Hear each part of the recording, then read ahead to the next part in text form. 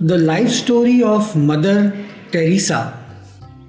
Mother Teresa was born on 26th August 1910 in a small town called Skopje, Macedonia. Her father's name was Nicola and her mother's name was Drana.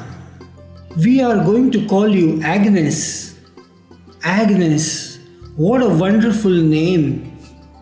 Her family helped people by giving them food and clothes.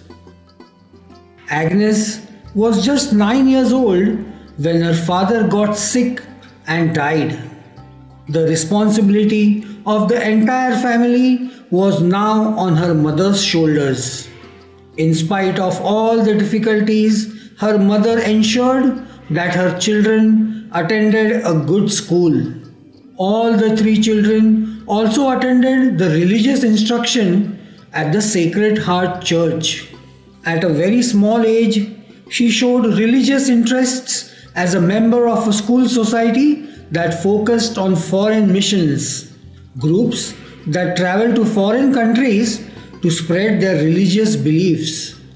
By the age of 12, she felt she had a calling to help the poor. Hello, Agnes. Hello, Father. How are you? I have not seen you for a long time. Where were you? I had been to Calcutta, dear. Where is this place, Father? It is in India. It's a beautiful place. Father, I want to help the poor and the needy. Sure, Agnes, that is a great thought. At the age of 17, Agnes decided to become a nun. Mother, I have to tell you something. What is it, dear? I want to become a nun. Agnes, you must put your hand in God's hand and walk all the way with Him. Thank you so much, Mother.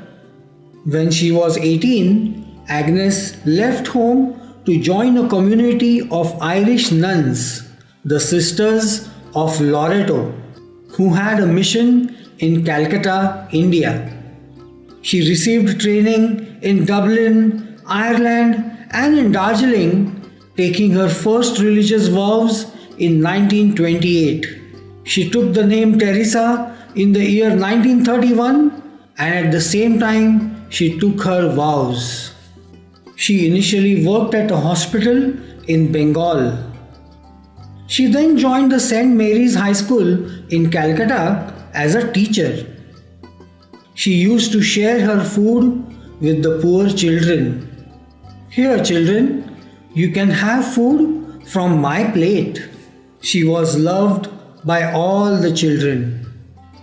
One day, while traveling to Darjeeling by train, Teresa found her real calling. She heard the call that transformed her life. I want to spend my entire life helping the poor and the needy. As you wish, Teresa.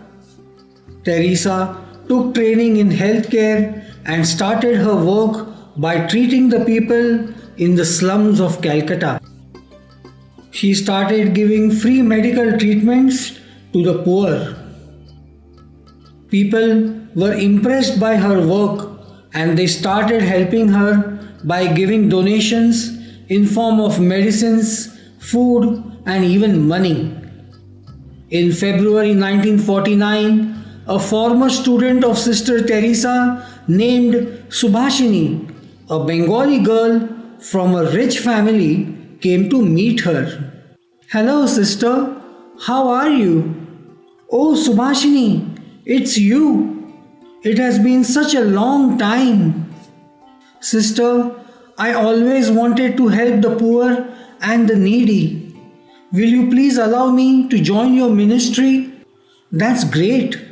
But are your parents okay with it? Yes, sister. I have convinced them. Then it's fine. You can join us. In the same way, one by one, many joined the ministry of Teresa. By the end of the year, Teresa's ministry had 10 members. All of them had the same motive: to serve the poor and the needy. None of them received any payments for their services, and their sole personal wealth was two saris, some personal belongings, and a prayer book. The disciples followed a very simple and disciplined way of life. They used to get up early for prayer and mass. Their breakfast was also very simple: chapati and tea. Every day they visited the slums and helped the needy. Sister Teresa was now called Mother Teresa by everyone, and her group was known as Missionaries of Charity. Members took the traditional vows of poverty, chastity, and obedience. They also added a fourth vow to give free service to the poor.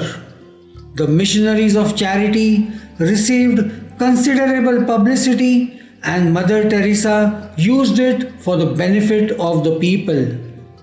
In 1957, they began to work with lepers, those suffering from leprosy, a terrible infectious disease, and slowly expanded their educational work, at one point running 9 elementary schools in Calcutta. They also opened a home for orphans and abandoned children. Before long, they had a presence in more than 22 Indian cities. Mother Teresa also visited other countries such as Sri Lanka, Australia, Tanzania, Venezuela, and Italy to begin new foundations. In 1979, Mother Teresa was awarded the Nobel Peace Prize. By then, the Missionaries of Charity had opened 61 new houses in 21 countries around the world. I would like to invite all of you to pray. It is not enough to love God. You also have to love the people and help the needy. One day, Mother Teresa was invited to meet the Pope, John Paul II. She was filled with joy on hearing this, as she always wanted to meet the Pope from a very long time. Mother Teresa, you have become a very important public figure. Yes, people appreciate my work, but I am only doing my work. I wish many people think and work like you. This world will become a much better place. Thank you for the kind words. Mother Teresa left us on 5th September 1997. She was granted a state funeral by the Indian government as a gratitude for her services to the poor. At the time of her death, Mother Teresa's Missionaries of Charity had over 4,000 sisters and an associated brotherhood of around 300 members, operating 610 missions in 123 countries. Mother Teresa's life has a lasting impact on the next generation of missionaries as well as on the entire world.